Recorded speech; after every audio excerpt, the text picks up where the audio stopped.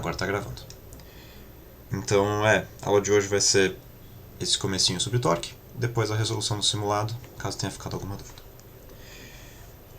Para começar a falar sobre o que é torque, né, a gente entra no assunto do que é centro de massa. E centro de massa é uma ideia relativamente intuitiva, eu acho, mas eu acho que eu cheguei a usar essa palavra algumas vezes durante o curso, mas eu nunca defini ela de verdade, né? Ela é importante quando a gente fala de corpos extensos, que muitas vezes a gente estava assumindo que os corpos, eles meio que... a gente não precisava se preocupar com o tamanho deles, muitas vezes, né? Então, com frequência, a gente deixou de fazer a pergunta de onde que as forças agem num corpo, que é uma pergunta importante, né? Assim, tendo noção do dia a dia, a gente sabe, por exemplo, que mesmo que, por exemplo, tenha uma caixa grande, né? Se a gente empurrar a caixa muito em cima, ela tende a tombar, né? Se ela for leve o suficiente para ser tombada. Então, meio que o assunto de hoje é dar essa nuance de corpos que não são pontuais, né? E o centro de massa é o que a gente chama de um ponto imaginário, assim. Ele não é um ponto real que existe no objeto, não é uma coisa física que você pode tocar. É uma aproximação que a gente faz de que seria aquele ponto onde toda a massa do objeto está concentrada, né? Então a gente faz essa aproximação porque se a gente empurrar objetos... Tá, com licença. Só um... Ok. A gente faz essa aproximação porque se a gente empurrar o objeto uma força alinhada a esse centro de massa, né, a gente gera todos os fenômenos que a gente estudou até agora da maneira que a gente estudou, né? Então, seria como se tudo que a gente estudou até agora fossem forças sendo aplicadas sempre sobre o centro de massa, né? Ou alinhadas ao centro de massa, né? Quando a gente aplica força sobre o centro de massa, a gente não causa rotação no objeto. Só movimentação, só aceleração, como a gente já estudou. Então, aqui eu trouxe uma imagem com alguns centros de massa de formatos básicos, né? Assumindo que eles tenham, assim... No caso do humano, não, né? Isso aqui é a parte, mas para essas figuras aqui, eu estou assumindo que elas têm uma densidade constante, uniforme. Ou seja, elas são feitas do mesmo material e cada pedacinho do material tem sempre o mesmo peso. Então, o centro de massa, muitas vezes, ele acaba sendo basicamente o centro geométrico da figura, né? Então, o procedimento de calcular onde é que fica o centro de massa é um pouco confuso, um pouco complexo, para ser sincero, né? Porque ele depende muito da geometria, então a gente você acaba entrando em geometria para resolver esses problemas. Mas para quadrados, para retângulos, para círculos é relativamente fácil ver de primeiro, né? E aí eu trouxe também uma pessoa, e aí fica bem claro aquele ponto que eu fiz, né? Se a gente empurra uma pessoa, digamos, pela cabeça, ou pode ser pelos ombros aqui, né? Dá um empurrão aqui. Se essa pessoa não tiver muito preparada, não tiver com uma base muito boa, a tendência dela é cair, né? A tendência dela é rotacionar ao redor do centro de gravidade dela, do centro de massa dela, que é esse ponto vermelho aqui no meio. Então, se você quer empurrar uma pessoa sem derrubar ela, o ponto para você empurrar é mais ou menos pelo quadril aqui, né? Entre outras coisas, a gente vai ver maneiras, assim... A gente vai ver hoje no conteúdo, né, por exemplo, maneiras que a gente poderia evitar tombar se alguém empurrasse a gente, né? Aí que entra a definição de torque, né, dentro desse contexto. O torque ele aparece quando a gente aplica uma força longe do centro de massa, a uma distância do centro de massa, né? O torque, que agora vocês vão ter que me desculpar um pouco, né, porque a física no geral ela tem alguns problemas com essa parte de nomenclatura das coisas, né? Então, o livro, por exemplo, usa momentos de força.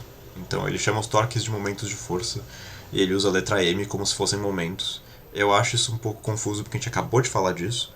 Então, arriscando confundir com fios, eu vou chamar os torques de T. Então, o torque é igual a uma força aplicada a uma distância D do centro de massa. Não sendo confundido com às vezes a gente escreve assim, né? F vezes R, que é R é uma distância do centro de massa, para não confundir com o trabalho tal, que é mais ou menos a mesma fórmula, mas não é a mesma coisa. Então, o que a gente vê aqui dessa fórmula é quanto maior a força, maior o torque, e quanto mais distante do centro de massa também, quanto maior esse R, maior é o torque que foi gerado num corpo. Né? Então, como eu falei, né, para você encontrar esse centro de massa, quando o objeto tem densidade uniforme, formato uniforme, isso é uma tarefa um pouco mais fácil e costuma ser só o centro geométrico da figura. Então, a situação mais clássica que a gente vai ver, que se encontra com muita frequência, né, é uma barra maciça, por exemplo. Então, deixa eu ver, eu vou usar a função de fazer linhas retas. Aqui. Então, digamos que a gente tem uma barra maciça assim. O centro de massa dela vai ser, digamos que essa distância aqui dela, o tamanho dela é L. O centro de massa vai estar mais ou menos por aqui, a uma distância L sobre 2, metade de L das pontas. Né?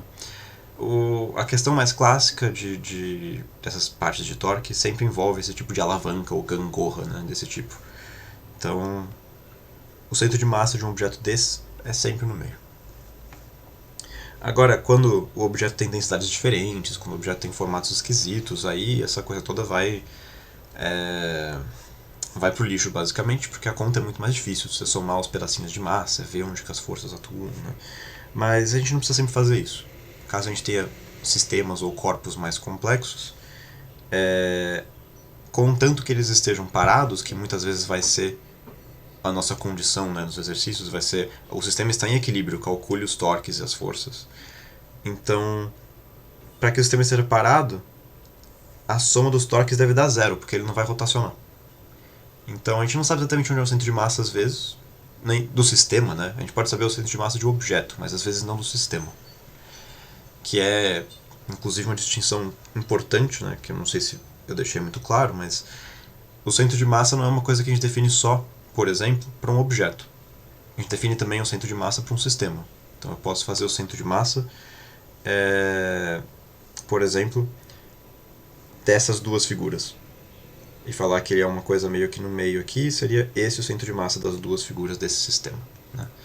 Por isso que a gente fala que é um ponto imaginário. Ele é um ponto...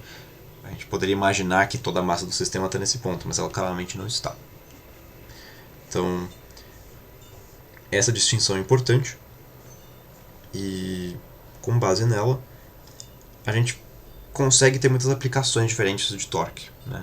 Para que serve, assim, o que a gente costuma utilizar e onde que a gente costuma ver torques. Né?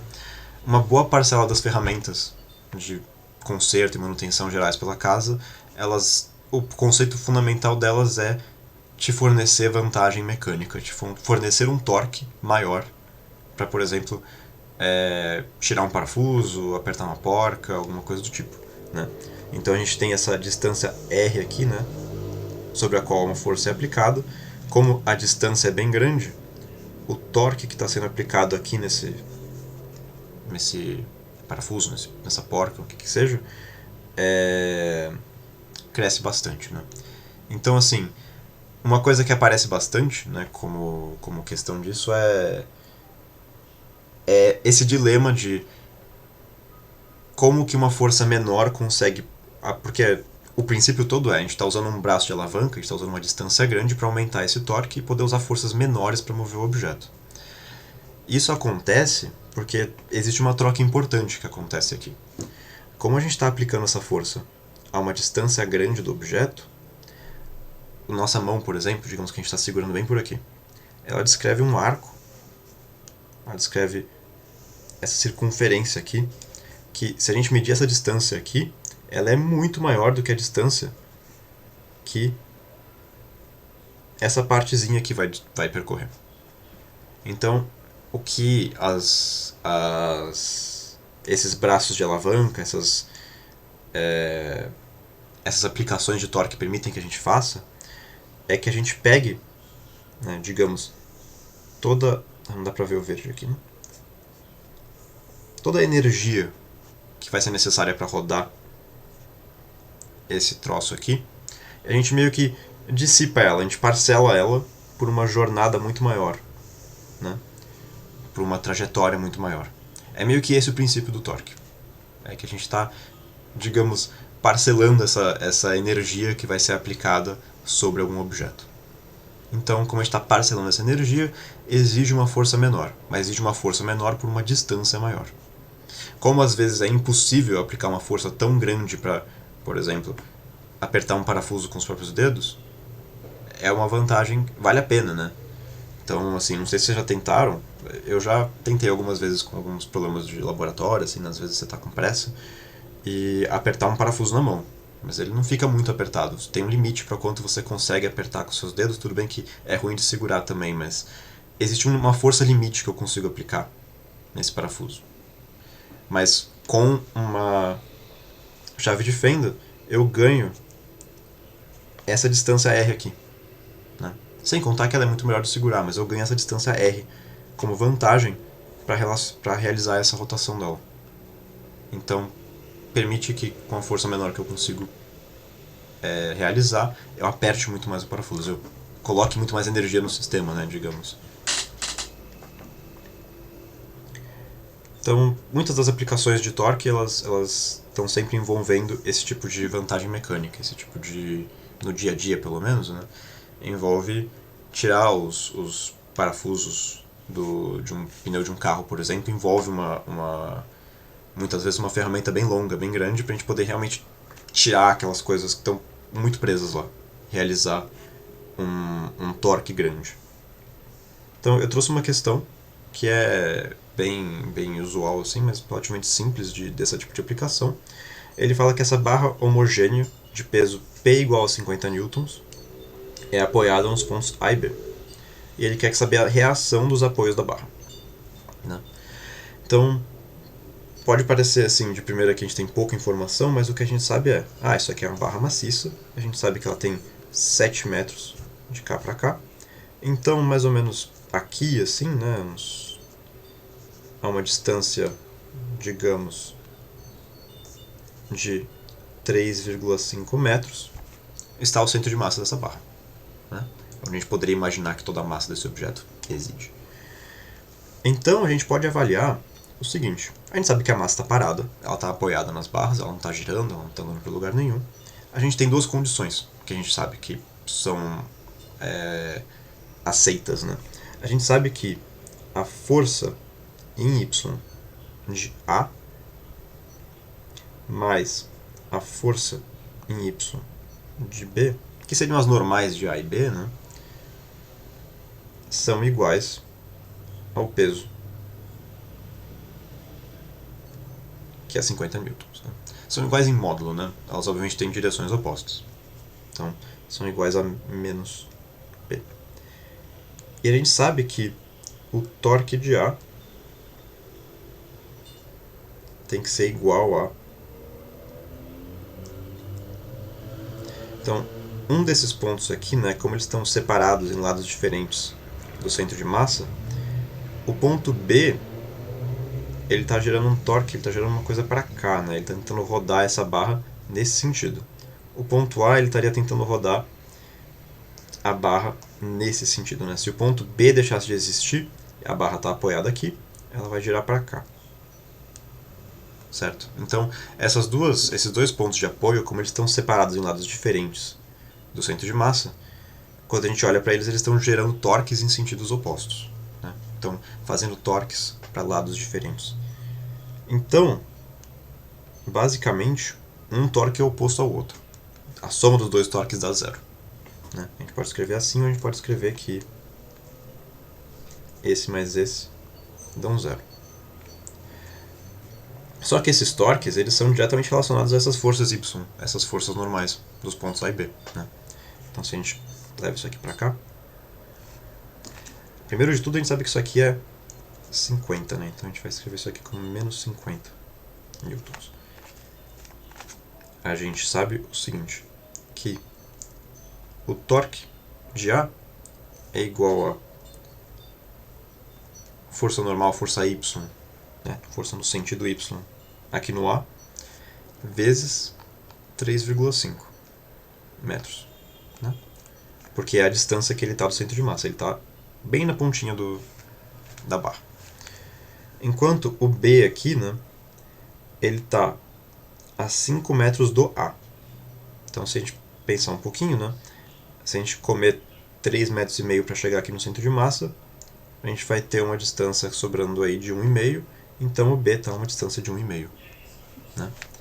Então, torque em B é igual a força em Y de B vezes 1, ficou feio, 1,5. Nossa. Certo? Então a gente vai perceber que o torque gerado por A é bem maior do que o torque gerado por B. Então, de primeira assim, a gente pode chutar que a força que B vai exercer tem que ser um pouco maior para impedir que essa barra gire em qualquer direção. Né? Então agora a gente tem basicamente um sistema de equações com duas incógnitas e duas equações. Né? A gente tem que FYA mais FYB é igual a menos 50, e a gente tem que 3,5 FYA mais 1,5 FYB é igual a zero. Certo? Então, o que eu vou fazer agora é basicamente resolver esse sistema para achar as forças de reação FYA e FYB. O que a gente pode fazer aqui é multiplicar essa linha de baixo aqui por 2, né? Multiplicar isso aqui tudo por 2, porque isso aqui fica 7, isso aqui fica 3. O zero fica 0, e agora fica um pouco mais fácil de subtrair, somar as coisas e ver o que dá, né? Então, o que a gente pode fazer é multiplica essa daqui por 3 e subtrai da de baixo. Né? Então a gente faz basicamente isso aqui multiplicado, né, por menos 3, que vai ficar menos 3FY. Então, deixa eu ver. Acho que eu não separei espaço, né? Mas vai ficar basicamente menos 3FYA mais 7YA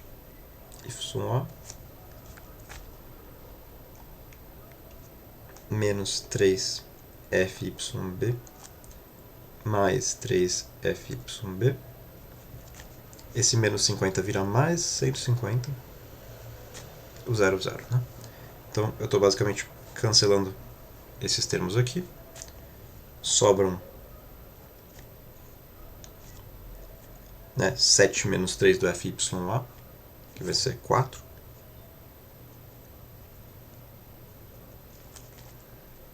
Igual a 150 newtons. Né?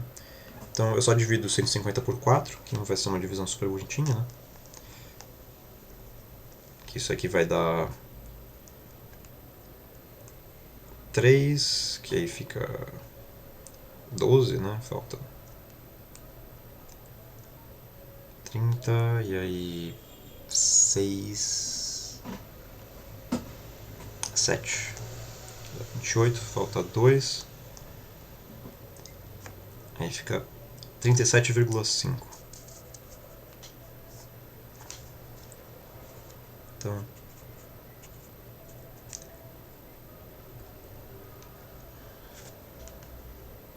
newtons.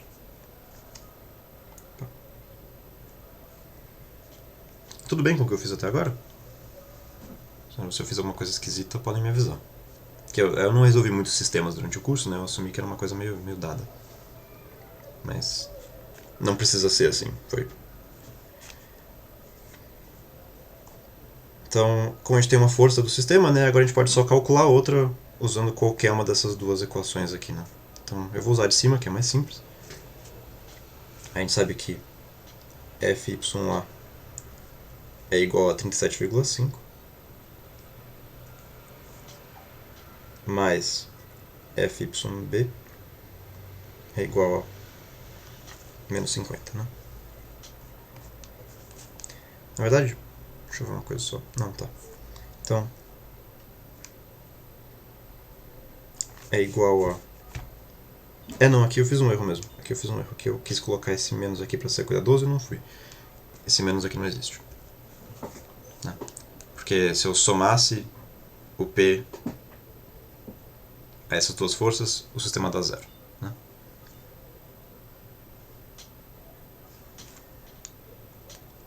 Então é questão de referencial, assim, mas do jeito que eu fiz as coisas eu acabei precisando tirar esse sinal. O que acontece é, a diferença aqui vai ser de 2,5, 12,5 newtons no FYB. Então eles estão divididos assim em forças. Como esse ponto aqui... Eu fiz certo? Não, tá. Então a gente basicamente pegou essas relações dos torques desses pontos diferentes aqui e a gente consegue usar para montar um sistema de equações com base no peso desse objeto e calcular o torque gerado no objeto. Né? A conta toda faz sentido. Uhum. O que, se eu visse essa questão, eu não ia saber o que ela estava me pedindo, na real. Ah, Essa parte eu me perdi. O tipo, determina as reações dos apoios sobre a barra. certo. Não, o que ele quis dizer, né, com a reação dos apoios sobre a barra é que ele quer a força de reação dos apoios sobre a barra é a força normal deles. Né? Então eles estão fazendo uma força normal que mantém a barra, né, sem cair ou sem subir e descer, sem força, sem velocidade vertical. Né? Então tem essa barra aqui, ela tem um peso, e aí esses dois bloquinhos aqui, eles basicamente fazem uma força de reação para cima para manter a barra de pé. Então, quando ele fala reações dos apoios, que é uma fala-se bastante nessa parte do conteúdo, nesse tipo de questão, sobre a reação dos apoios. É a força normal que um apoio faz sobre o objeto para manter ele estável, para manter ele parado.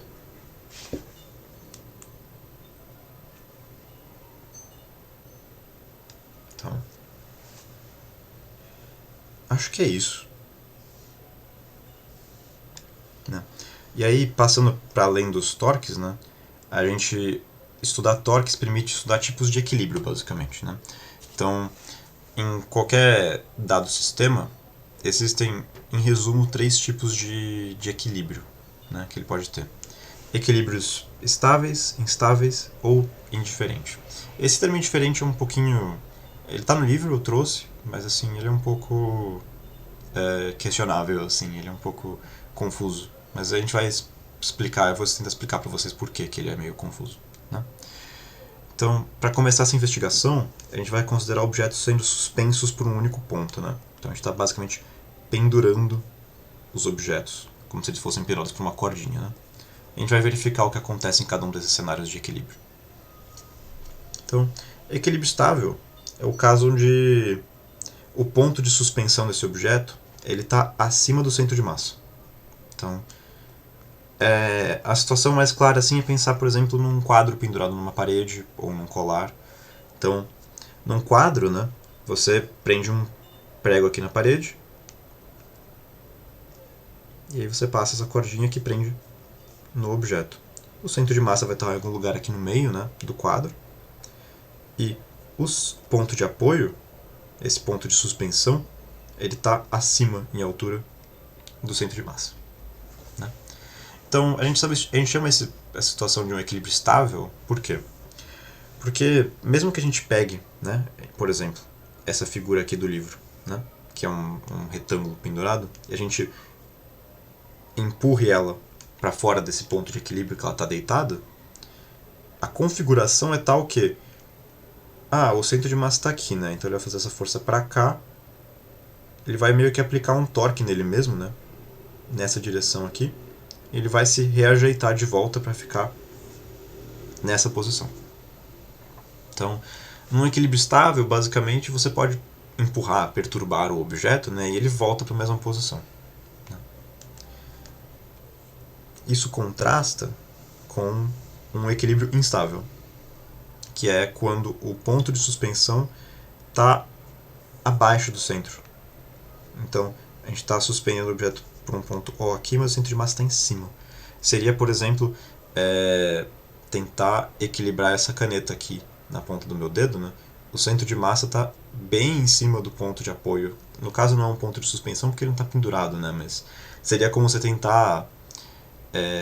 A analogia do quadro funciona pouco nessa situação porque os fios do quadro eles não conseguem segurar a posição contrária, né? Mas imagina que os fios são rígidos, né? Imagina, por exemplo...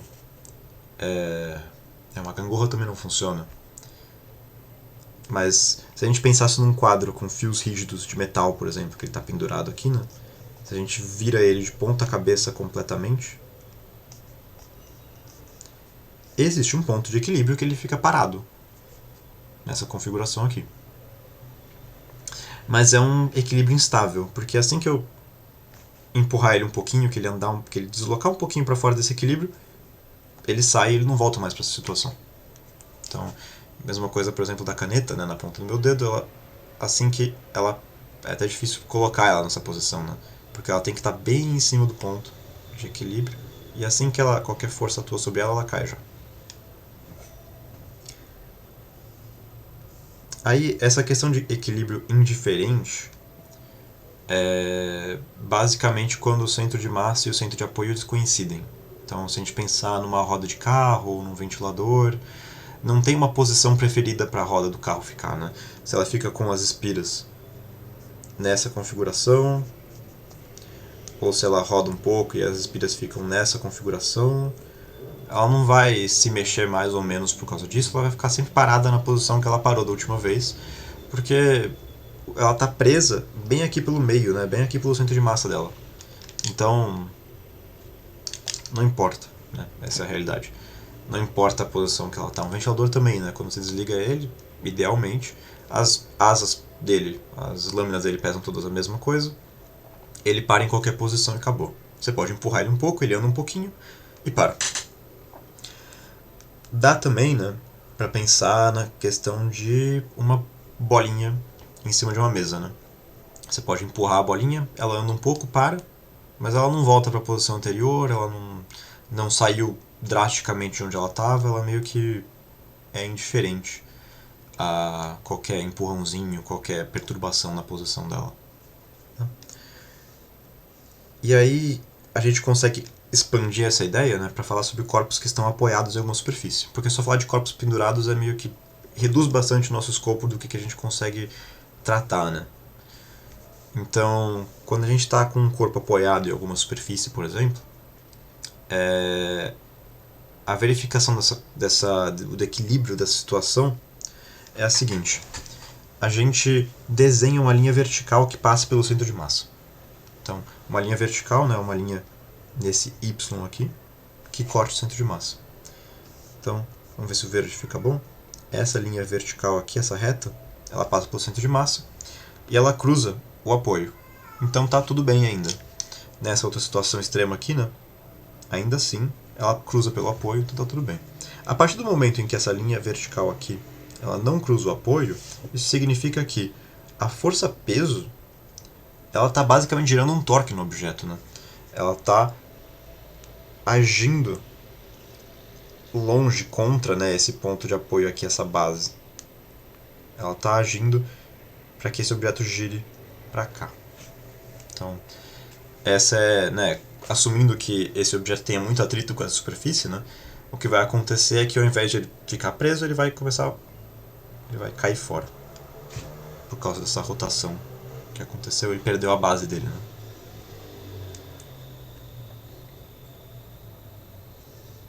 Então, eu trouxe também uma questão sobre isso que eu achei legal, que é o centro de gravidade de uma placa quadrada não homogênea coincide com o ponto indicado por G. Então, o centro de massa está aqui, ou ele chama de centro de gravidade, né? É meio que a mesma coisa. Mas ele está aqui. Então, é basicamente aqui que age a força-peso nele, né? É aqui que a gente pode imaginar que atuam as forças sobre ele. E ele basicamente fala que ele quer saber qual que é o ângulo dessa reta aqui, AB, quando a gente pendura esse quadro pelo ponto A. Então, se a gente pendurar esse quadro pelo ponto A, o que a gente vai ter é a vertical vai passar aqui, né? Ela tem que cruzar por esse ponto G. Deixa eu pintar. Né? A força peso vai agir nessa direção aqui. Então, o que a gente vai ter vai ser mais ou menos uma coisa assim, ó.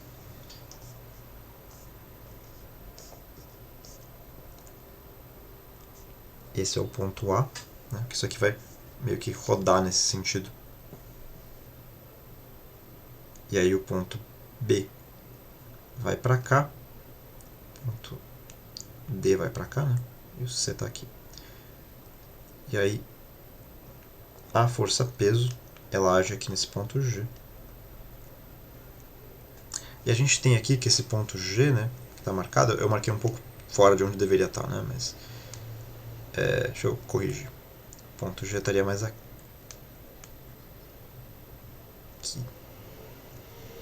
Então, tem essa força peso, a gente tem as coordenadas desse ponto que são aqui, né, de A para B, 3 centímetros, e de A para D, 2. Opa, fiz errado, né? Fiz trocado. Então, aqui é 3 centímetros, aqui é 2 centímetros. Ele quer o ângulo da reta AB com a vertical, né? Então a gente pode fazer isso aqui por trigonometria básica aqui. A gente tem se esse lado aqui é 2 centímetros, né, por esse daqui também é 2 centímetros. Que ele é uniforme. Então a tangente desse ângulo, eu vou chamar de θ, por exemplo, é igual ao quê? É igual ao lado oposto sobre o lado adjacente. 2 sobre 3. Essa questão aqui é mais sobre realmente tentar visualizar e conseguir desenhar, né, a rotação que acontece quando você prende essa placa quadrada por algum ponto.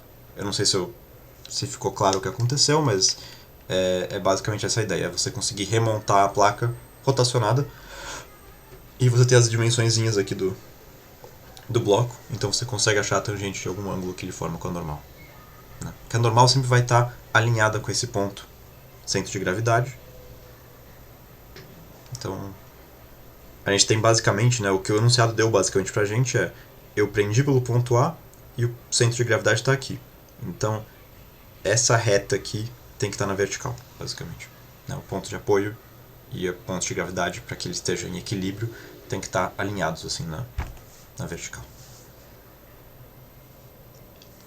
Então, assim, tem muito que dá para ser falado sobre essa parte, sobre torque, sobre corpos extensos, né? Tem muita questão, inclusive complicadinha, tá, no livro. Mas eu escolhi por não me estender muito nessa resolução de questões, porque apesar de elas serem complicadas, meio que a fórmula é sempre meio que a mesma, de você entender que os torques são zero, que a situação está estática, e você resolver um sisteminha de equações. Né? Cai sempre nisso. Então, caso vocês encontrem alguma questão difícil, vocês queiram resolver alguma questão e fique qualquer dúvida, eu estou aqui completamente à disposição, podem mandar no grupo, mandar no e-mail, o que quer que seja. Mas eu achei que ia ser mais interessante resolver com calma as questões do simulado agora no final da aula. E aí, né, fico à disposição para qualquer dúvida, qualquer problema que tenha ficado nessa parte de trás. Então, se ninguém tiver nenhuma dúvida agora, eu sigo para resolver as questões do simulado. Por enquanto, sob controle. Perfeito. Então, eu não cheguei a ver como que vocês resolveram, assim, sinceramente, é que eu estou mais curioso para ver são as duas dissertativas, né? Como que vocês responderam as duas dissertativas. Mas, porque é lá que vocês têm um pouco mais de autonomia, digamos, de assim, colocar em palavras o que vocês acham que a física é, né? Então, essa daqui é que explique brevemente com as suas palavras a primeira lei de Newton e por que ela é tão importante quando a gente estuda dinâmica. Então, a primeira lei de Newton, ela... vou colocar até aqui. A primeira lei de Newton é aquela que a gente inclusive falou que, assim, não deveria receber o nome de Newton, né? Porque quem enunciou isso daqui foi Galileu, um bom tempo antes de Newton, né? Mas é inércia. Então, a palavra mais simples que você poderia dar aqui é inércia. Ele enunciou que objetos que estão parados tendem a ficar parados e objetos que estão em movimento tendem a ficar em movimento, a não ser que nessas duas condições alguma força haja sobre eles, né? Então, o que ele está basicamente explicando aqui, ou dizendo, é que as forças elas são o mediador de movimento, né? De manutenção de movimento, de variação de movimento, né? Isso é importante porque é isso que fornece a ideia principal, né, de a gente conseguir entender o que causa movimento. A gente fala que o que causa movimento são forças, e esse movimento é causado basicamente por quê? Como, né? Qual o mecanismo? Os objetos ficam em movimento, e eles se mantêm em movimento de maneira constante, ou parados, até que uma força haja sobre eles. Então isso permite que a gente discerna situações diferentes, que a gente estude o que acontece com o corpo, porque a gente sabe, se não tiver nenhuma força, ou se a força resultante sobre o corpo for zero, ele se mantém na cinemática que ele estava antes, ou ele se mantém parado, e vice-versa, né? Então, a primeira lei de Newton ela é importante por isso. Ela é importante porque ela permite a gente começar esse estudo todo sobre a dinâmica. Ela é basicamente a primeira regra fundamental, porque se a gente não tivesse essa regra, a gente não sabia o que gera movimento, por que as coisas se mexem, né? É impossível estudar dinâmica sem isso. Então, indo para a próxima questão, acho que aquela não deve ter ficado nenhuma dúvida. É mais um exercício de realmente pensar sobre as coisas do que qualquer coisa. Essa questão aqui, acho que ok, né? Eu tirei diretamente dos slides de uma das aulas, lá do um bom tempinho atrás. Então, a ideia dessa questão é, sabendo-se que a tração no fio que une os dois blocos vale 100 newtons, então tem uma tração aqui, né, que vale 100 newtons, qual é o valor do módulo da força F? Bem, essa tração, ela basicamente serve para puxar esse bloquinho aqui, né? Então essa tração, por segunda lei de Newton,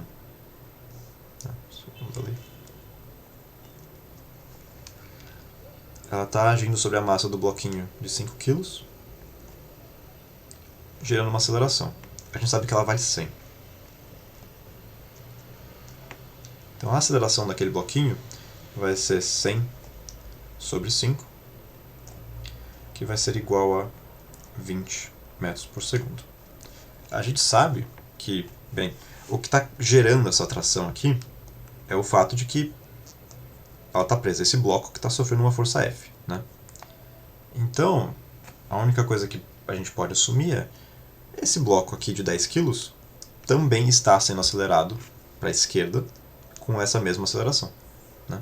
Senão essa corda aqui ela não ia ficar presinha, ela não ia ficar estendida, né? Ela ia, né, ou estourar, ou qualquer coisa do tipo, estourar ou encurtar, né? Então o que a gente sabe é que a força F ela também vai gerar um MA, só que esse M agora é 10 mais 5, porque ela está agindo sobre este bloco e este bloco ao mesmo tempo, através da corda, né? E a aceleração tem que ser 20. Então essa força F ela é igual a 15 vezes 20. 2 vezes 15 dá 30. Isso aqui vai dar 300 newtons.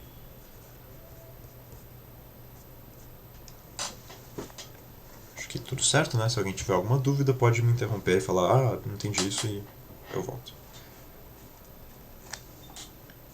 Aí essa questão aqui, questão 2, ela mexe com aqueles planos inclinados, né?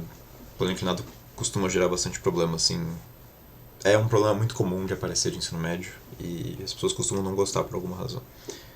Mas uma empresa de transportes faz a entrega de produtos para um supermercado. Um desses produtos é de dimensões consideráveis e peso elevado, o que requer o uso de uma máquina simples, um plano inclinado, para fazer a descarga. Então, eles precisam de uma rampa, né? Suponha que a inclinação do plano de apoio em relação à horizontal não seja suficiente para provocar o deslizamento da caixa pela rampa abaixo. Resolva para a situação proposta as questões que se seguem. Então, vamos lá. Represente graficamente as forças. Essa aqui é ok, né? Então, basicamente, a gente tem um plano inclinado, né? Então, o que a gente está vendo é, a gente tem uma caixa apoiada nesse plano inclinado. E ela vai sofrer força-peso, P.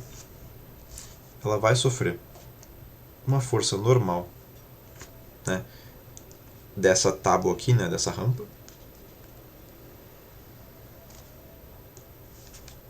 E é meio que isso, né? A gente pode decompor essas forças, né? A gente pode decompor essa P em Px, Py e tudo mais, mas basicamente é isso. Então, ele pede para forças que atuam na caixa, né? Então, tem uma força-peso que puxa ela e uma força normal que reage porque ela está apoiada na tábua. Na B, o que ele pede? Qual é a intensidade da força resultante na direção do plano de apoio? Então, ele quer basicamente saber a intensidade da força resultante na direção do plano de apoio. A direção do plano de apoio, o que ele quer dizer com essa linguagem, né? Ele quer dizer... Deixa eu ver. É uma boa questão, na verdade. Porque, ó, se a gente for na C... A direção do plano de apoio é essa, né? A gente desenha uma reta aqui nesse plano de apoio. Tá aqui. Então ele basicamente quer saber quanto que é aquele Px que é gerado para essa situação. Então, sem necessidade de desenhar grandes diagramas, a gente pode só lembrar que Px, que acho que estava dando no formulário, é igual a P seno de θ. Nesse caso ele não deu pra gente o ângulo, essa angulação aqui ainda. Então, a esse ponto a gente pode só dizer que a intensidade dessa força depende da força-peso e o seno do ângulo. Não sei que ângulo que é, não sei que peso que é. E ele quer que justifique, né? A justificativa seria você olhar esse diagrama de pesos aqui, né? E você olhar na direção do plano inclinado e você decompor essa força P aqui em uma PY e uma PX. Essa PX aqui, se a gente fizer a relação trigonométrica, ela dá P seno de θ e ela aponta na direção do plano inclinado, né? Ela aponta levando a caixa, tentando empurrar a caixa para baixo desse plano, né? Então, é até uma daquelas situações que assim, justifique, né? As coisas caem. Assim, é difícil colocar exatamente a descrição de justifique, porque você fez a conta e chegou nesse valor, né? Você fez a geometria e chegou nisso. Então, isso meio que justifica sem que você explique com palavras que as coisas estão funcionando, né? Agora vai precisar de um pouco mais de espaço. Qual é o valor do coeficiente de atrito entre a caixa e o plano, considerando, para este caso, que a inclinação do plano de apoio igual a 30 graus é a máxima sem que a caixa deslize, né? Então agora ele deu o seno e cosseno desse ângulo, né? Então o que ele está dizendo para a gente agora é o seguinte: existe um coeficiente μ de atrito, e esse coeficiente é tal que, nessa configuração que ele está, com 30 graus de inclinação, a força de atrito é máxima e ela é exatamente igual a Px em módulo, né? Então, isso aqui que a gente vai calcular, basicamente, isso aqui que a gente vai usar. O cuidado que a gente tem que ter é a força de atrito, ela é igual a normal vezes μ. Essa normal é essa daqui, né? Essa normal, ela é proporcional a esse PY. Então, isso daqui é igual a P vezes cosseno de θ. Então, Φ é igual a P vezes cosseno θ vezes μ. isso aqui é igual P vezes seno de θ. Ele nos deu o seno e cosseno de θ, né? Ele deu que o seno de θ que o seno de 30 é 0,5 e o cosseno é 0,87. Então, meio de P vezes μ é igual a 0,87 vezes P. Meio é só substituir o 0,5 por meio direto. Então, tem P dos dois lados. Eu posso só jogar esse 2 pra cá, né? μ é igual a 2 vezes 0,87. Só ver uma coisa.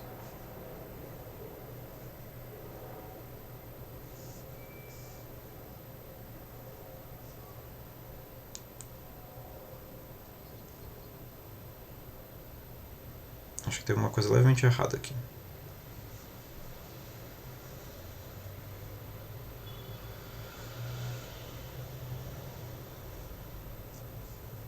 Só dar uma olhada.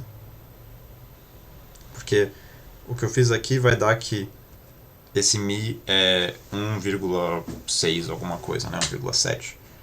E se o μ fosse isso, quer dizer que a força de atrito é maior do que a normal que gera ela, que não faz sentido físico, né?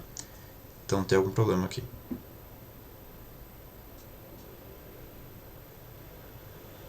Deixa eu ver.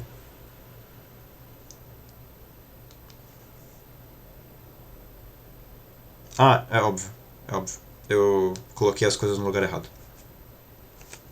Isso daqui é 0,87.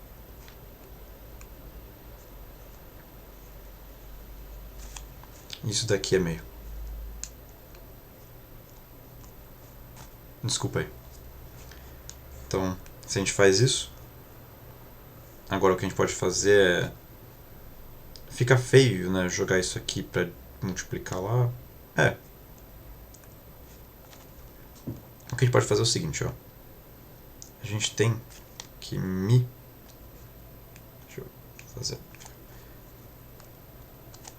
é igual a 1 sobre 2 vezes 0,87.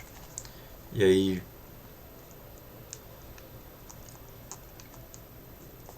vai dar 4 sobre 1, 6, 7, né? 1,74. Então, é 1 sobre 1,74. Que aí também não é uma resposta bonita, né? Porque é um decimal. Você poderia multiplicar por 100 aqui, né? E tipo, dar uma simplificada na fração, mas assim, jogando numa calculadora, isso aqui dá um número que eu nem faço ideia de quanto que é, eu não lembro quanto que tinha dado essa questão. Mas assim, essa resposta aqui no final eu aceito completamente. É um número que eu posso verificar e que tá tudo bem, né? Então, acho que tudo bem com essa questão, né? Desculpa fazer a confusão de trocar os valores, mas tudo certo, né? A C eu não tinha feito no Ah, não? simulado. Não, eu fiz a A e a B e a C eu falei desencana. Certo. Eu acho que eu fiz isso também. Eu olhei e falei, tá além da minha compreensão isso aqui. Não, eu pensei, falei, não, se eu tiver que procurar muito, é porque eu não sei. Então é melhor eu deixar assim fazer, pra em vez de eu fingir que eu sei o que eu tô fazendo. Mas agora fez mais sentido. Não, justo. Assim, não sou contra a procura, não. Eu acho que às vezes as coisas não ficam de primeira na nossa cabeça e quando aparece uma pergunta que questiona alguma direção que a gente não consolidou bem no pensamento, assim. Mas assim, problema nenhum. Acho que essa aqui era a parte mais complicadinha da questão, né? Porque ela até parece um pouco mais complexa do que deveria, porque ele só te deu um ângulo, não te deu quanto que é o peso, e fica parecendo que tá faltando informação. Sempre que eles fazem isso, dica minha, assim, sempre que eles fazem isso quer dizer que a unidade não importa, ou que vai cancelar. Nesse caso, né, era proporcional ao peso dos dois lados, então tanto faz qual que é o peso. Mas eu acho que é bem isso. Assusta quando você procura as informações e elas não estão lá. Assusta. Fica parecendo que falta alguma coisa ou que falta você saber alguma coisa que resolve essa informação, mas é uma tática muito comum, assim, aparece muito nas questões, até ainda vejo isso nas minhas questões também, assim, às vezes aparece uma coisa e você tem a menor ideia de onde tirar a informação. Mas, de boa, assim, se ficou claro agora, eu tô feliz.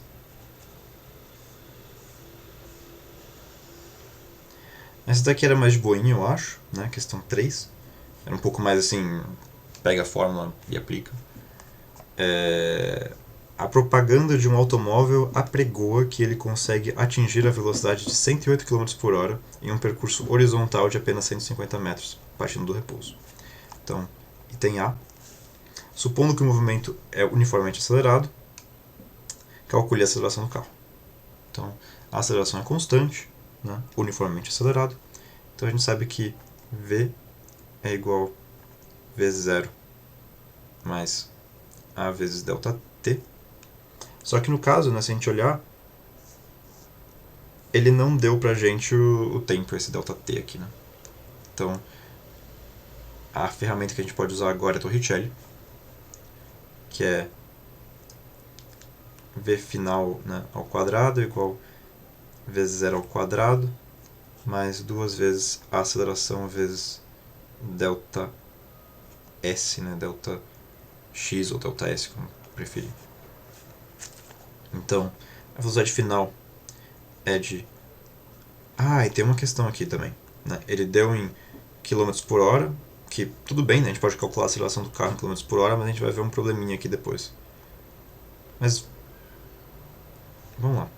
Então, 108 ao quadrado é igual... A velocidade inicial era 0, né?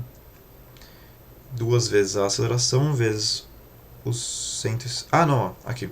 Ele deu essa distância aqui em metros. Né? Então, isso daqui está em metros, isso aqui ele deu em quilômetros. Então a gente precisa converter isso daqui, né? Que é aquela coisa de... vai ser 108 dividido por 3,6, que é a mesma coisa que fazer isso daqui. Se eu fizer 36 vezes 3, isso aqui vai dar 3 vezes 6... Dá 30. Dá 30? Vou te Perfeito. contar esse trabalho. Perfeito, Eu imaginava que dava, porque geralmente eles colocam esses números mais bonitinhos, mas... Então a gente coloca aqui 30. Isso aqui vai facilitar bastante as contas, porque fazer o quadrado de 108 é chato. 30 é melhor. Então, 30 ao quadrado é só 30 vezes 30, né? Então, 3 vezes 3 vai dar 9, os dois zeros vai ser 900. Então, 900 é igual a 2 vezes A vezes 150. A gente pode cortar um zero dos dois lados direto. A gente tem 90 igual a 30 vezes A. Esse 3 está meio... Então, só porque eu multipliquei esse 2 com 15, né? Então, corta isso aqui de novo. A é igual a 9 sobre 3, que é igual a 3 metros por segundo.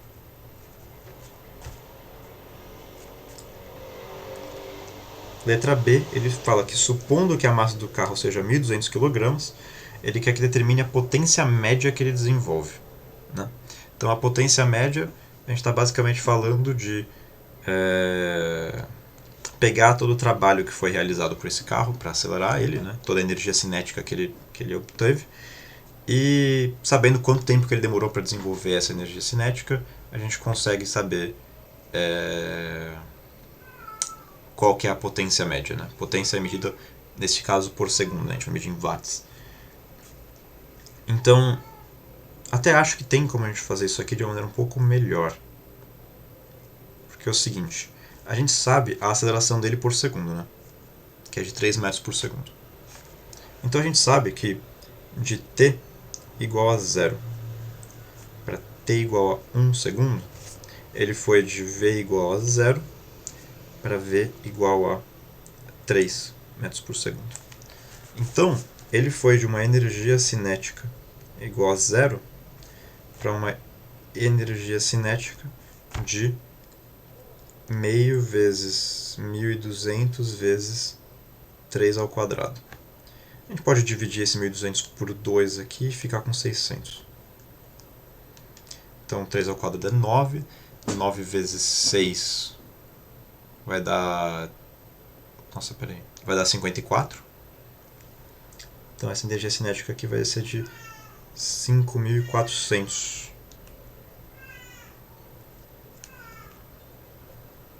joules. E a gente sabe que isso aqui, né, a gente está avaliando de 0 para 1. Então isso aqui levou 1 segundo. Então isso aqui também pode ser... Essa aqui é a energia cinética dele nesse período aqui, né?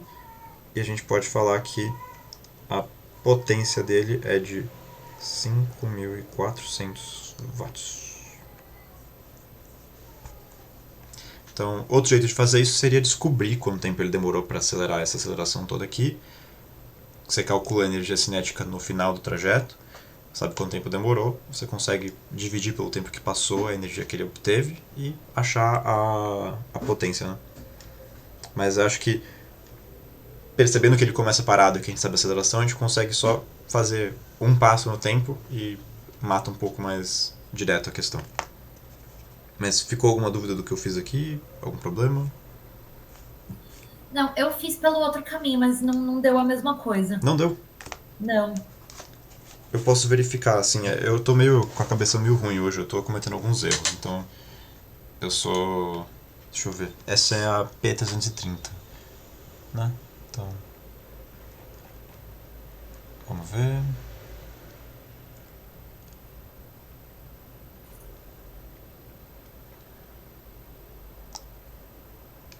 54 kW. É essa a resposta mesmo. Então eu fiz alguma besteira. Porque eu até achei o 54. Você achou 54 como... Eu tô tentando entender o que eu fiz aqui. Eu posso dar uma... Deixa eu ver. É que se eu abrir aqui no celular, no computador, eu vou abrir sua resolução pra todo mundo. Não sei se isso é problema, mas... Ah, não. Não, eu acho... Sei lá, eu fiz o... Pelo que eu tô tentando entender do que eu fiz, eu primeiro procurei o trabalho. Uhum. E aí depois eu procurei a O tempo. potência usando a fórmula que tinha no formulário. Uhum. Então o que deu o 54 para mim foi o trabalho, não a potência. Certo.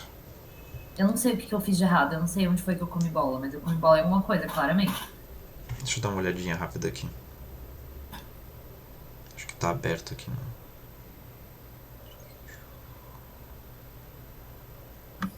Mas provavelmente foi... Deixa eu ver.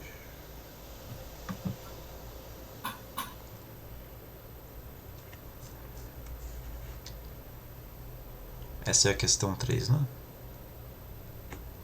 Isso. Você fez o trabalho como força vezes distância, você calculou qual que é a força. Você calculou, tá bom. E aí você delta t igual a 3 segundos, tá?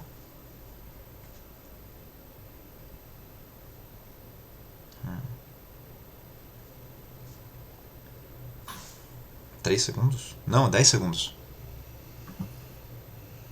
Ah, então achamos o erro. Não. Você É, bobeou só exatamente. nessa mesmo. Foi isso mesmo. Porque eu dividi 30 por 3 e deu 3 em vez de 10. É isso. Sim. Eu acho que é o problema. Não, perfeito. Mas tava tudo certo até aí, então tudo bem. É isso. Na conta mais estúpida de todas foi a que eu sequelei, né?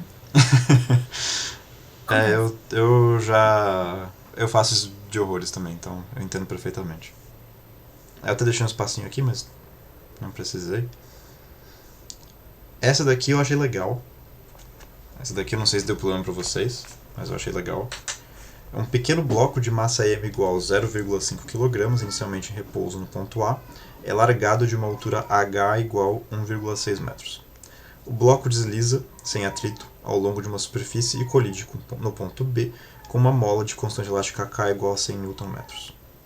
Determine a compressão máxima da mola em centímetros.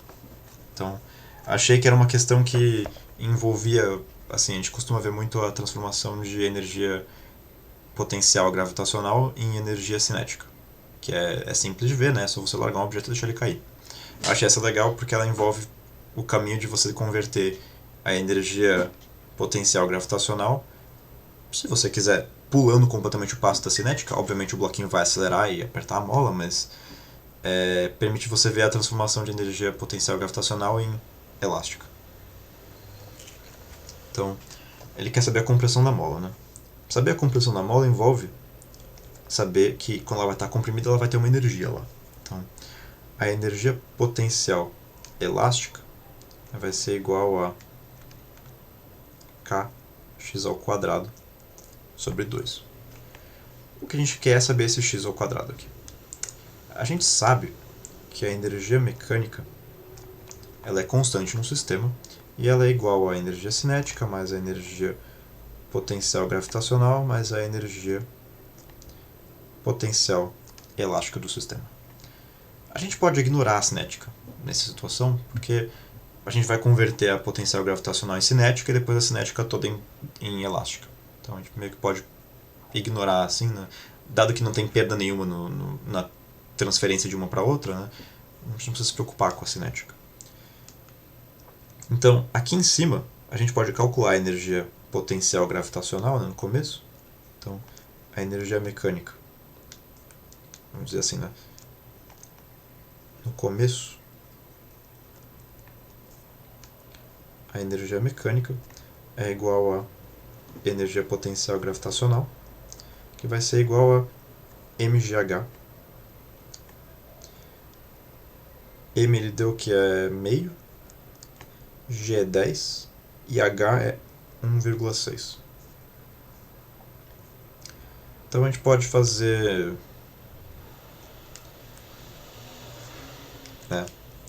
por exemplo, 10 vezes 1,6 dá 16, 16 por 2 dá 8. Então isso aqui vai dar 8 joules, né, de energia potencial gravitacional. A gente sabe que isso aqui tudo vai se converter em energia potencial elástica. Quando ele cair, transformar tudo em cinética, apertar a mola, ele vai perder toda a gravitacional, perder toda a cinética quando ele parar de empurrar a mola e virar só, no final,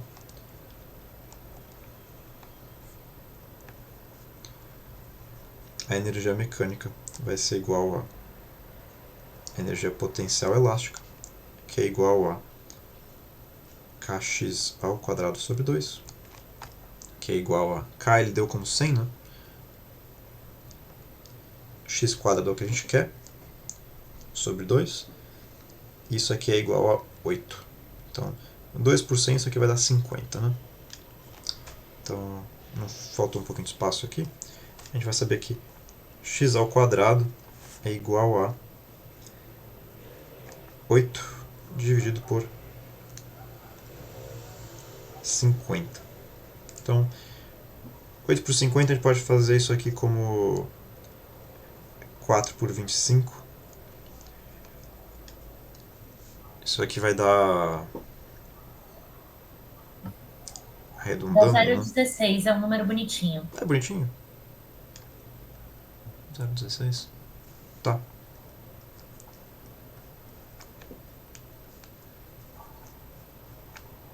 Como ele pediu em centímetros, né? Isso aqui está em metros, porque a gente usou joules, a gente usou a altura em metros, tudo. Tudo bem, né? Porque 0,16 metros é 16 centímetros.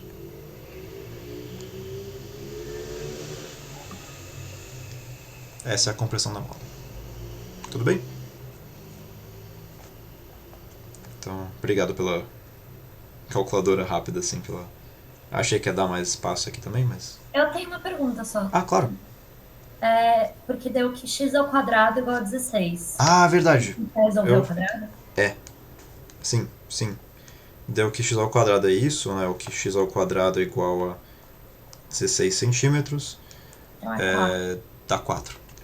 Eu achei que tava uma distensão muito grande, mas eu ignorei meus alarmes.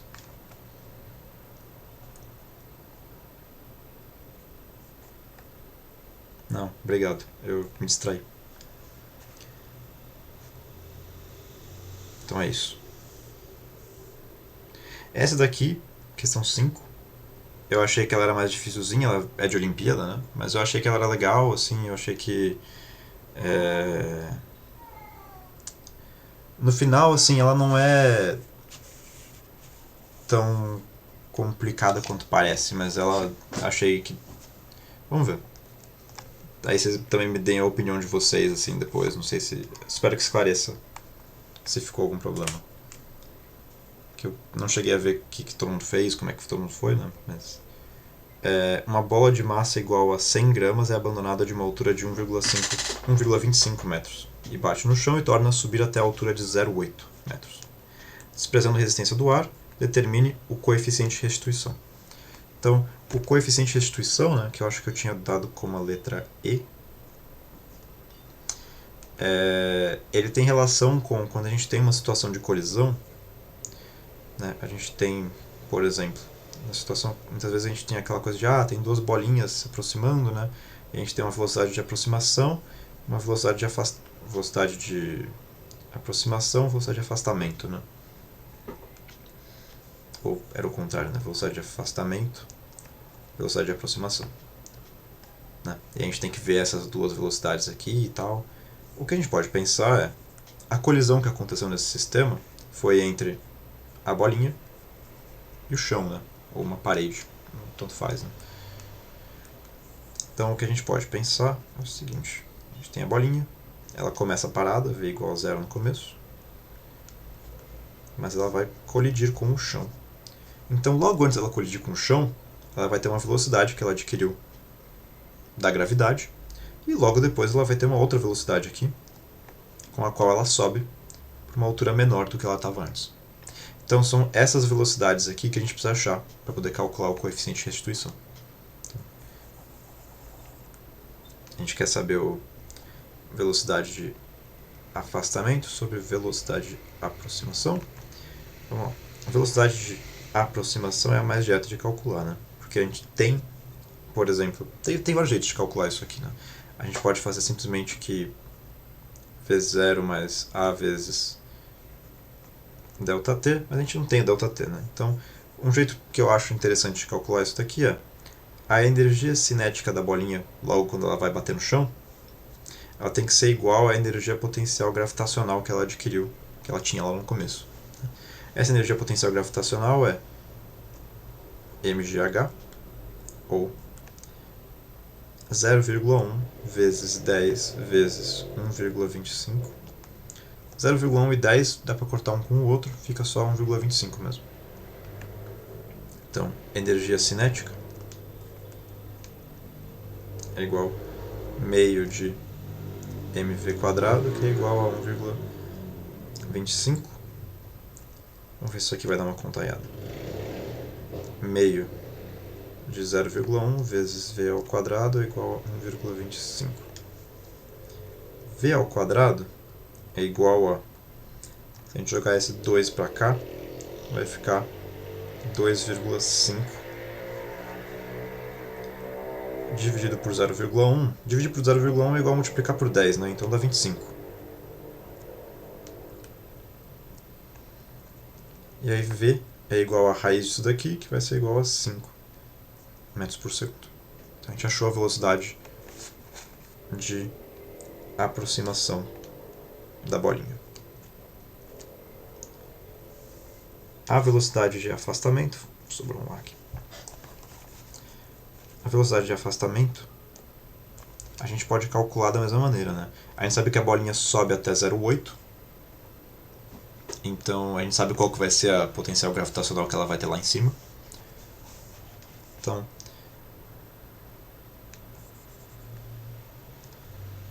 a gente sabe que ele vai chegar a uma energia potencial gravitacional de 0,1 vezes 10 vezes 0,8. Novamente esses dois se cancelam, né? Isso daqui é igual a meio de mv². Então, 0,8 é igual a 0,1 v². Então isso aqui vai dar 1,6 dividido por 0,1, que é igual a 16, que é v². Então v é igual a 4 metros por segundo. V de afastamento. Isso faz com que o nosso coeficiente E seja igual a 4 sobre 5. Ou 0,8.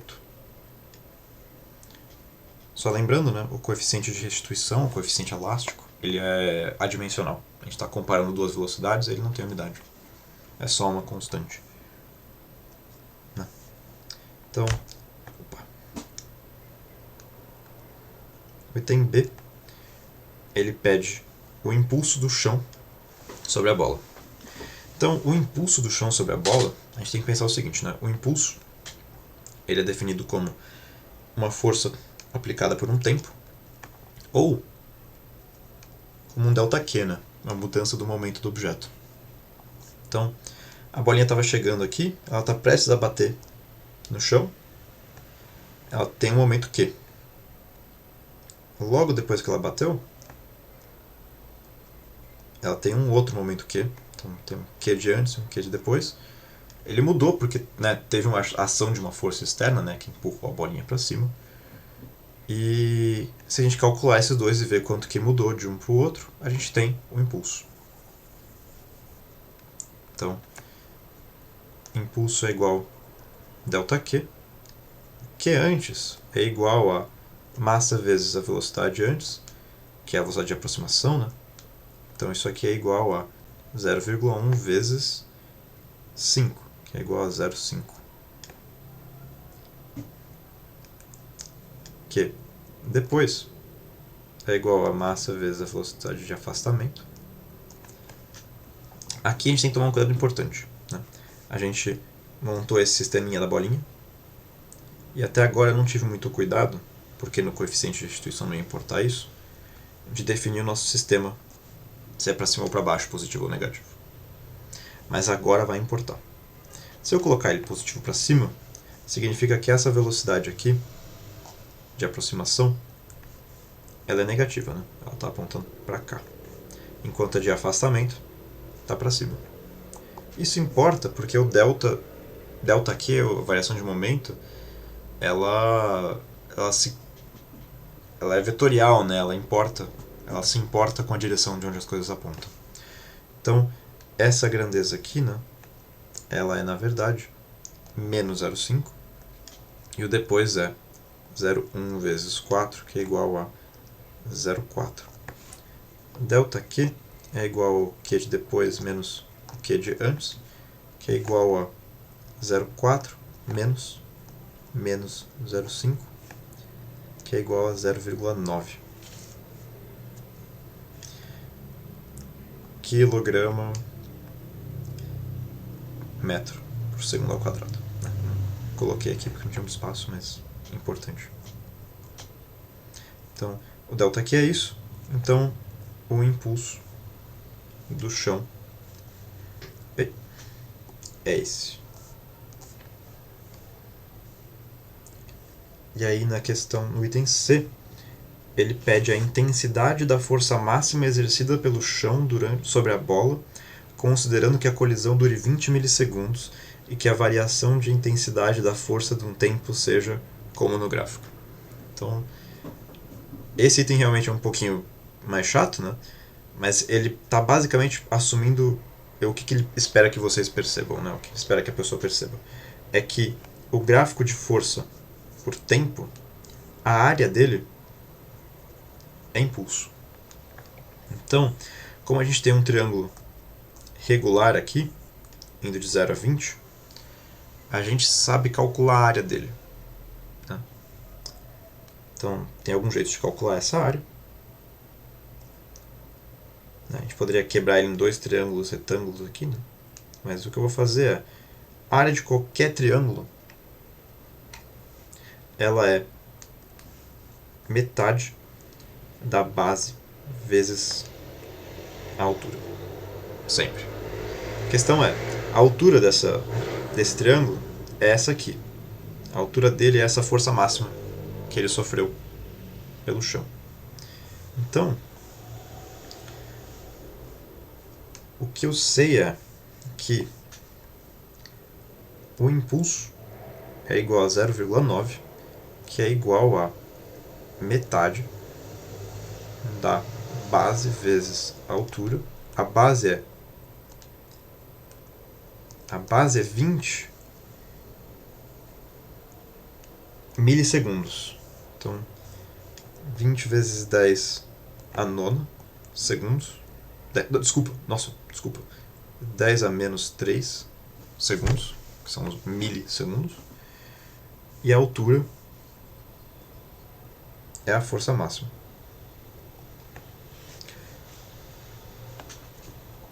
Então, vamos lá.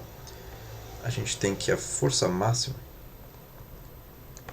é igual a 0,9 vezes 2 sobre 20 vezes 10 a menos 3. Esse 20 com esse 2 fica um 10 aqui. Esse 10 a gente pode tornar isso aqui simplesmente um 10 a menos 2. Ok? Aí 10 a menos 2 dividindo, quer dizer multiplicar por 10 basicamente em cima, então seria como 90 newtons de força máxima.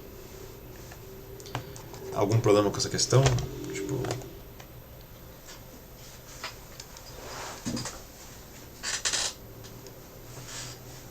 Deixa eu dar um... Acabou não precisando de um segundo slide, né? Eu acho que essa daqui era a questão de todas que eu coloquei, que envolvia mais, assim, passos lógicos, né? Mais, assim, você perceber certas coisas, perceber, tipo, a colisão do chão e a aceleração, velocidade indo e vindo, tal, a área do gráfico. Então, eu mesmo coloquei e marquei ela como difícil, assim. Eu acho que ela... Cada item dela realmente exigiu algum tipo de perceber alguma coisa, assim, do conteúdo. Essa é uma questão mais de interpretação de texto do que de conta, né? Acaba sendo um desses casos. Acaba sendo um desses casos onde a conta é boba até. A conta não é complicada, mas você tem que conseguir interpretar a situação física. Sim. Só posso pedir antes da gente pra sair, só pra voltar na 4 rápido? Claro. Faltou alguma coisa? Copiar ou alguma dúvida? É que eu tô tentando ver o passo a passo pra ver que diabo que eu fiz. Eu posso dar uma olhada aqui. Eu cheguei. Meu Deus do céu. Eu cheguei em 40. Peraí. Deixa eu ver. Beleza, sim. Metros. Puta, eu acho que eu errei coisa de... MGH é igual a isso, tá? Aham. Tá, 16. Aham.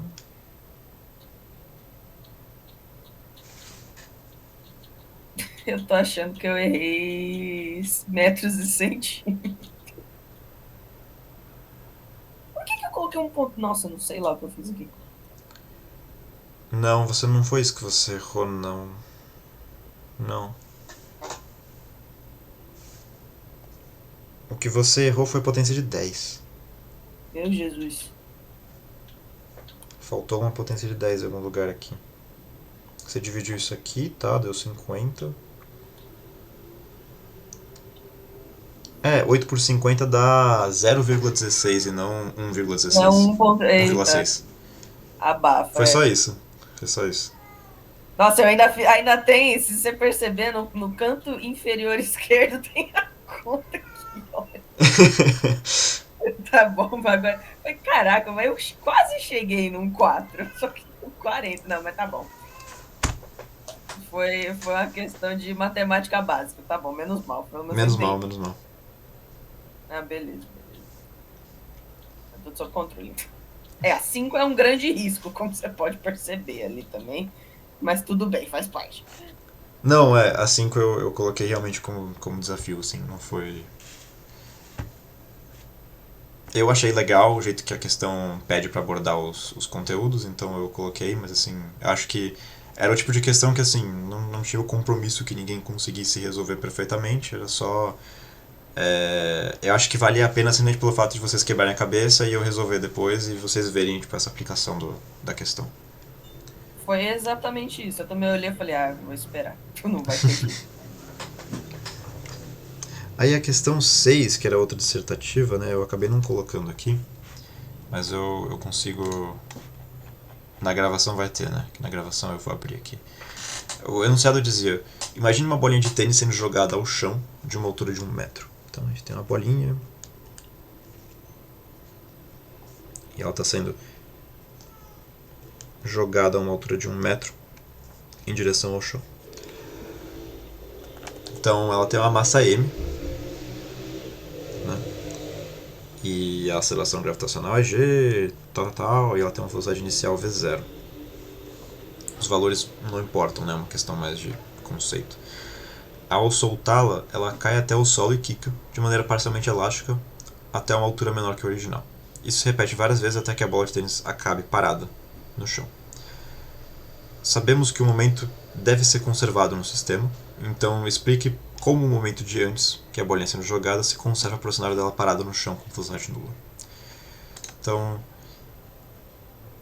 o objetivo aqui, ele é meio que gerar essa dúvida, porque eu falei para vocês que existe essa regra, né, de que o momento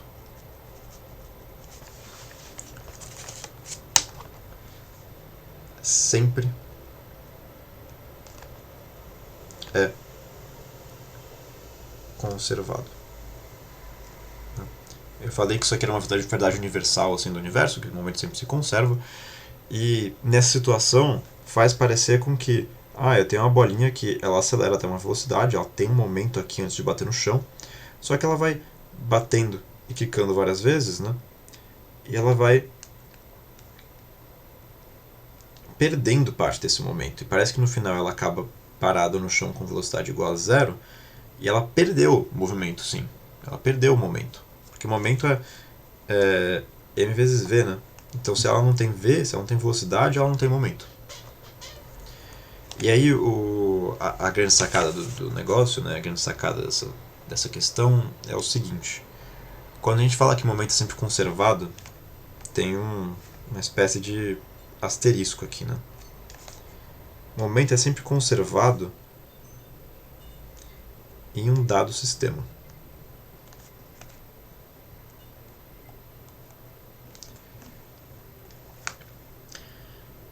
Em um dado sistema, né, obviamente, tipo, em um dado sistema,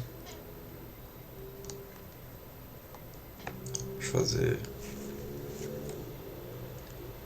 caso não hajam forças externas.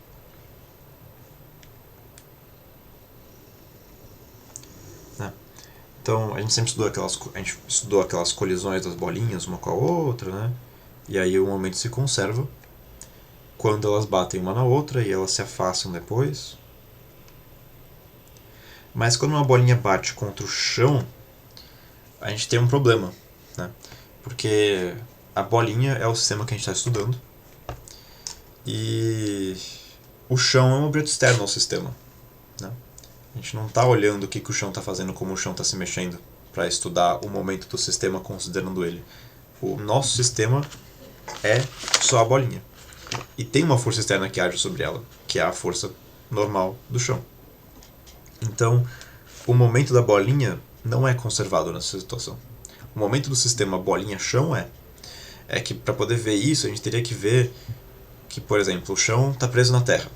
Então, no final, né, você soltou aquela bolinha, ela cai no chão, ela acaba com uma velocidade v0, só que a Terra como um todo, né? O planeta Terra como um todo, ele vai meio que adquirir uma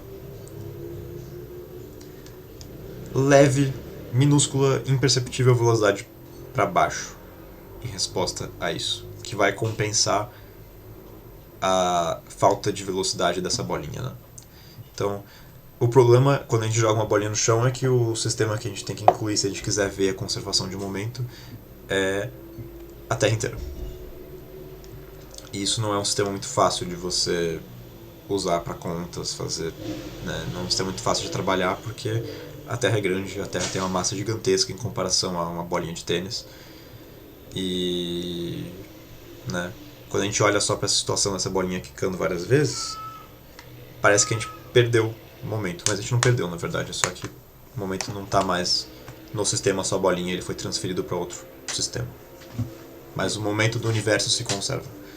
Então, eu elaborei essa questão, assim, simplesmente porque eu acho que é um tipo de lógica que, às vezes, por exemplo, é o tipo de questão que, caso você não tenha pensado sobre e alguém te pergunte, talvez você se enrole pra explicar, sabe?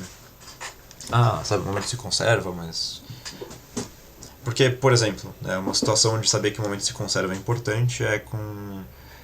Não sei se vocês já chegaram a ver isso, né? Assim, eu tenho bastante exposição a isso, porque existem vários golpes durante a história de gente que queria fazer máquinas de movimento perpétuo, né? Então, alguma máquina que se mova para sempre, ou que tire energia de algum do éter, ou de alguma coisa assim, e que consiga se manter movendo para sempre, ou então, que aí ela consegue gerar energia do nada, então você poderia extrair energia dela e gerar energia infinita, né? Energia de graça. E o problema das máquinas de movimento perpétuo é que o momento do universo se conserva e a máquina só pode manter um movimento para sempre acontecendo caso ela não tenha nenhuma força dissipativa, o que é impossível na vida real, ou então tem que ter alguma força externa agindo sobre ela para repor essa energia que é dissipada. Então,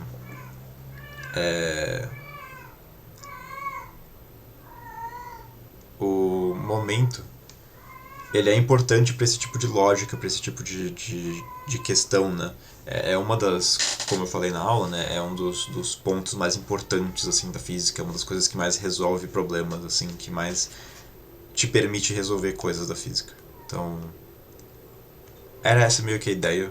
Eu não sei se ela ficou clara pelo enunciado ou se essa dúvida foi gerada em vocês, mas espero ter sanado caso ela tenha surgido.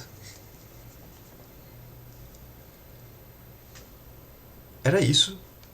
Essas são as questões do simulado. Se alguém tiver alguma dúvida, alguma questão que quiser resolver, eu tô aqui. Senão, a aula foi um pouquinho mais longa, mas acabamos por hoje.